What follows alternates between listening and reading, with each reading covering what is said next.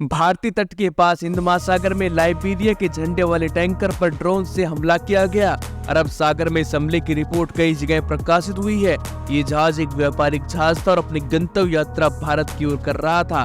बताया जा रहा है कि इस हमले के बाद चालक दल और क्रू मेंबर सभी सुरक्षित है। जहाज पर ड्रोन हमला हुआ है। ड्रोन हमले के बाद जहाज को नुकसान हुआ है। जहाज पर मौजूद चालक दल के सदस्यों में से कुछ भारतीय भी वहां पर मौजूद थे।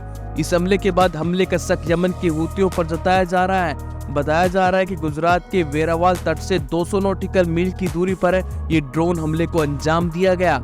इस जहाज का संबंध इजराइल के साथ था और ये जहाज भारत आ रहा था। हूती विद्रोहियों ने ऐलान किया था पिछले कुछ समय में कि वो इजराइल से संबंध रखने वाले हर जहाज को निशाना बनाएंगे, क्योंकि यमन के हूती विद्रोहियों को ईरान का खुला समर्थन मिला हुआ है। हालांकि इस हमले की जांच चल रही है, लेकिन भारतीय तट पर ड्रोन हमले के बाद इसका शक हूती विद्रोहियों की ओर जा रहा है। इस जहाज को पूरी सावधानी के साथ आगे की यात्रा करने को कहा गया है। हूती विद्रोहियों के हमले के बाद भारत आ रहे जहाज पर आग भी लग गई थी, क्योंकि हूती विद्रोहियों ने जहाज पर ड्रोन के जरिए हमला किया था।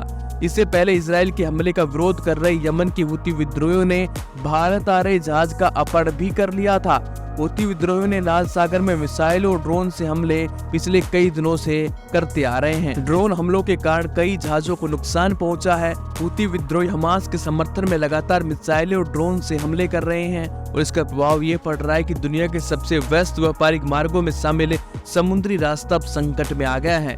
इस रास्ते में कोई भी जहाज आ रहा है तो उस पर संकट के बादल मंडराते हैं। इसी वजह से कई कंपनियों ने अफ्रीका के रास्ते से व्यापार करने का प्लान तो बनाया, लेकिन इसमें खर्चा ज्यादा आएगा।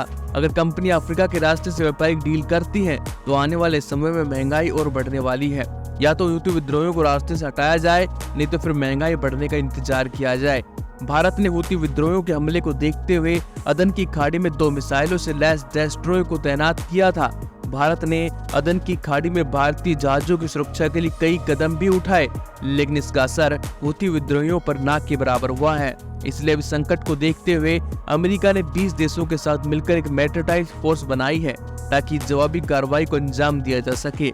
लेकिन हूती विद्रोहियों ने अमेरिका को भी धमकी दे दी है कि वो लाल सागर में अमेरिकी जहाज को कब्रिस्तान बना देंगे। अब आगे क्या होता है ये आने वाला समय ही बताएगा, लेकिन हूती विद्रोहियों को बार बार जहाजों पर हमला करना एक चिंता का विषय बना हुआ है।